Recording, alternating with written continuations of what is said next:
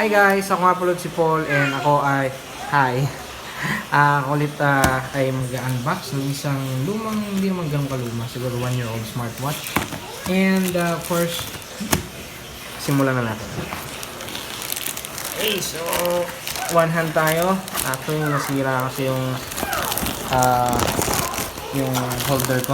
So, please muna tayo sa manual. So, nakabalot siya ng karton. Thank you. Wow!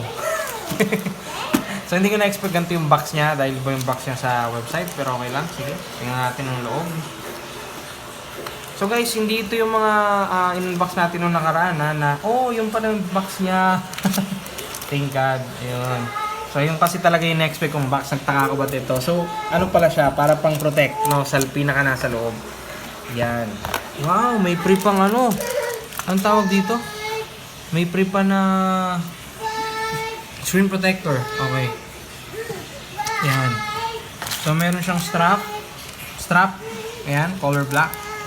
Okay. So, color black yung strap niya. And then, okay. Just a moment. Okay. So, may strap siya. At, silyado siya. Wow. So, in-expect ko kasi mga second hand na lang siya kasi nga kalahati ng price niya yung discount sa website. So, dahil seryado siya, magaan sa pakiramdam to yan box, syempre. So, makikita nyo siya, metal body, 12 sport modes. So, technically, pang mga tao siya na active. So, hindi na ako kasi active in the past few months dahil sa pandemic. Pero ngayon, pipilitin ko maging active. Then, 30 days standby, TFT HD touchscreen. And basic parameters niya is ito. Ayan, makikita nyo naman dyan. So, water and dust proof siya, IP68. Hindi naman siya kailangang ilubog ng sobra sa tubig. Pero, okay na yung mga 1 meter in 30 minutes. Okay? So, what's in the box? Smartwatch, watch strap, charging cable, and user manual. Okay, so good. Tingnan natin. So guys, bawal dito yung mga matatalas na bagay sa YouTube. So, kakamahin ko na lang. Okay. So, let's do this. Sensyahan nyo na, hindi ako ganun kagaling mag-unbox. Pero, eto na siya. Ooh! Okay. So, guys, naalala nyo, may mga nag-unbox na kasi nito. So, ang talagang title kasi natin ngayon, worth it pa ba na bumili nitong smartwatch na to ngayon 2021? Okay? So, yun talaga yung title natin because marami na talagang nag-unbox nitong smartwatch na to. Okay. So, kaya alam ko siya kung saan siya mabubuksan. Uy, ayun. Wow, ang linis. Sensya na kayo sa kamay ng anak ko. So, bubungad ka agad sa inyo ang smartwatch na meron ng strap.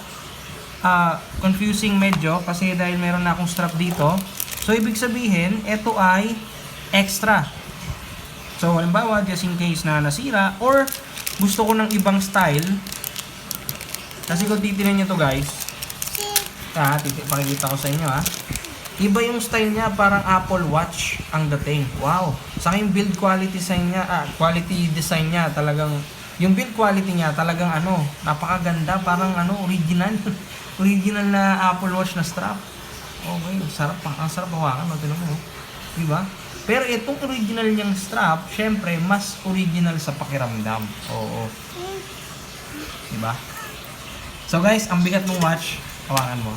Ang bigat, diba? Ang bigat ng watch, So halata mo talagang original talaga. Hindi siya yung parang bagay sa maputing kamay, Na-offend ako. So, ayan siya guys. Ay, hindi. Sorry. Sticker pa lang to. Game.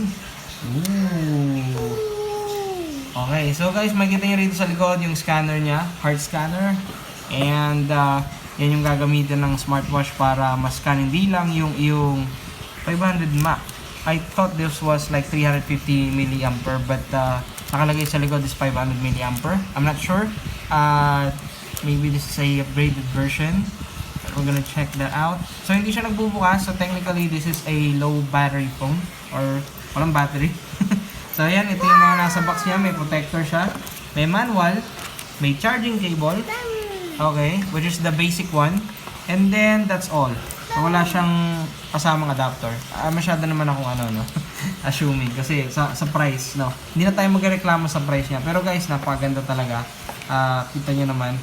Actually, lagi ako nakakita nito sa mga businessman, yung mga tao meron talagang trip sa buhay. Okay.